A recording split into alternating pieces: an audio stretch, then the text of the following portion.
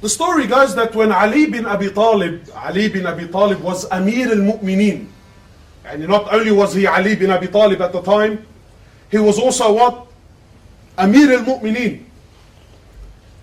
His shield was stolen. His shield for war, for battle was stolen.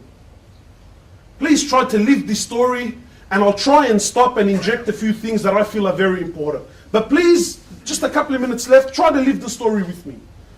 So Ali bin Abi Talib, he's stolen, his shield is stolen. So he's walking in the marketplace and he sees a Jew selling it. He looks at the shield, he goes, man, this thing looks exactly like mine. So he picks up the shield, he's looking at it, then he finds markings that he knew, it's definitely, every one of us on his phone, there's a particular mark, that's mine. So Ali finds some markings on the shield, khalas, he's convinced beyond all doubt, this, not only is mine stolen, this is it, 100%.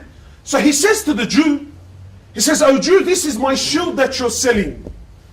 And it was stolen from me." He didn't accuse him of stealing it. He said to him, "But it was stolen from me, this is mine, it belongs to me." So the Jew says, "No, this is my property and I'm selling it." So now we obviously have a very typical dilemma, it's mine, now it's not. So Ali bin Abi Talib, who at the time was Amir al-Mu'mineen, who really didn't have to do anything, he would have took the shield, Tara'u kafla al-Jew, sit down and know your role. He could have very well done it and no one was going to open his mouth with Ali bin Abi Talib. So Ali bin Abi Talib says, fine, obviously there's a situation here, we can sit down and argue about it all day long, or we can sort it out like civilized people. Today we don't sort things out like civilized people anymore, do we, eh? That's my gat versus your gat, huh? It's my boys versus your boys now. So Ali bin Abi Talib goes to the court. You know this story, it does the dabki in my head, this story. It does the dabki the whole round. He took the Jew to the court system and said to the judge, he says, "I have a dispute with this man." He says, fine, they walk in, proper court system. He says, "What's happening?" Imagine Amir al-Mu'mineen, not only he's the leader of the Muslims, but he's Ali bin Abi Talib, and he's standing in front of a Muslim judge that he assigned. Yani Ali's the one that assigned the guy. He says, "This Jew has my shield, and my shield..." Am I shouting again? He says, "This Jew has my shield, and my shield was stolen from me, and it's my shield." I have to pause. Forgive me, I have to pause. Imagine this judge. This judge, forget that he's Amir al-Mu'mineen. But that's Ali bin Abi Talib. That's, according to some valid opinions, the first Muslim ever. Ali bin Abi Talib. The first Muslim ever. Not only the first Muslim, he was raised in the house of Rasulullah sallallahu alayhi wasallam.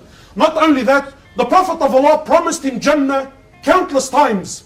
Not only that, he's married to the daughter of Rasulullah sallallahu alaihi wasallam, who will be the queen of the women of paradise. Not only that, he's the father of Al-Hasan wal-Hussein. Not only that, he's Amir al-Mu'mineen. Yani, does Ali really have to twist any of our arms and tell me, wallahi, this is mine? Habib, after but it's yours. I don't care what the Jew has to say. And how many times have you heard a one-sided story, but because it came from your mate, khalas, you already made a conclusion, eh? So the judge, talk about being in a sticky situation. He says, "Ali, since you're the one making the accusation," he says, "Do you have any proof? Do you have any evidence? Do you have a witness?" So Ali bin Abi Talib, he says, "Yes." And I want to ask you, by Allah, and be honest with me. Does someone like Ali bin Abi Talib, does he need a witness? Be honest. Does he need a witness? So Ali bin Abi Talib says, "Yes, I do." The judge says, "Alhamdulillah." He says, "Who do you have?" He says, "My son Al-Hasan." Well, if that was you and I, get the Jew and everyone, jump on him and... So look what the Muslim judge says. He says, "Ya Ali," he says, "you know I can't take Al-Hasan as a witness, he's your son." What the hell? Now imagine you, Ali bin Abi Talib. Habib, forget the shield now. You little odd day now. It's between me and you now. Why are you going to put the Jew over me?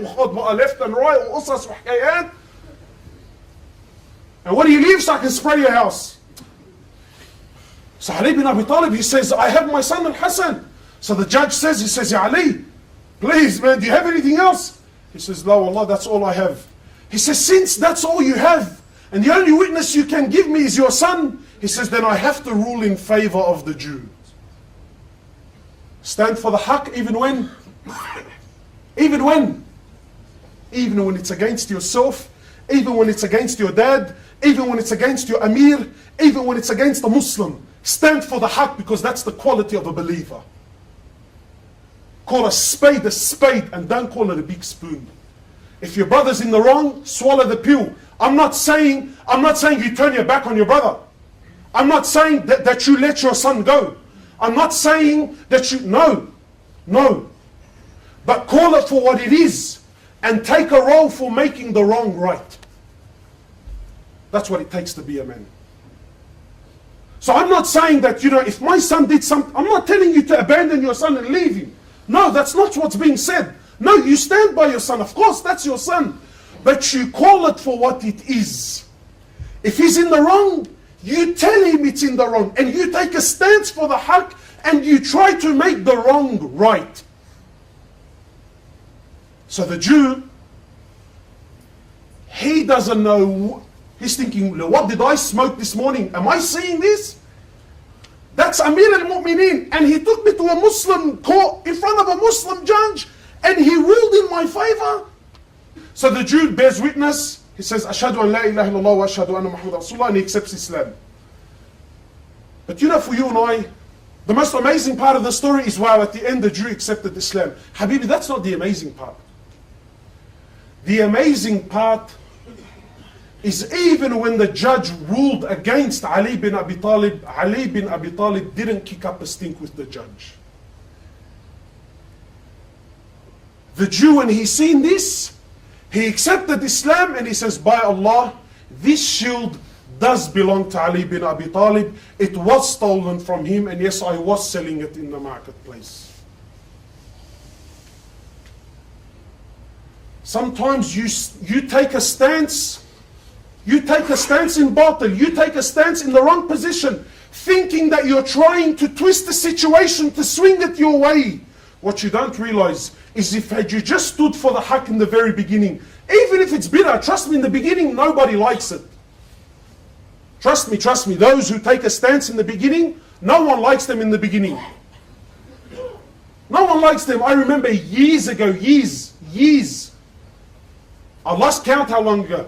I remember still to this day, the first time the first time I ever heard of a marriage here in Sydney where the women and the men were segregated. The wedding was for someone from Bat Arja. I can't remember who it was. But I wish I know who it was so I could go kiss his hand. And I remember back then, did you hear? They had a wedding and the women were together and the men were together, and he caused this massive fuss. But he was the pioneer that started it in our community for as long as I know, anyway. At that time, he was the most hated. But now every other wedding that ever followed in his footsteps, who's getting the rewards for it? Standing for the haqq, my brothers, is not an easy thing. Don't be quick to fall all over yourself and claim, brother, I'm a man for the haqq. Take a minute, step back, and really ask yourself, are you really? We ask Allah subhanahu wa ta'ala to make us of those who stand for the truth. Wallahi, my brothers, this is so difficult. We ask Allah subhanahu wa ta'ala to make us of those who stand for the truth.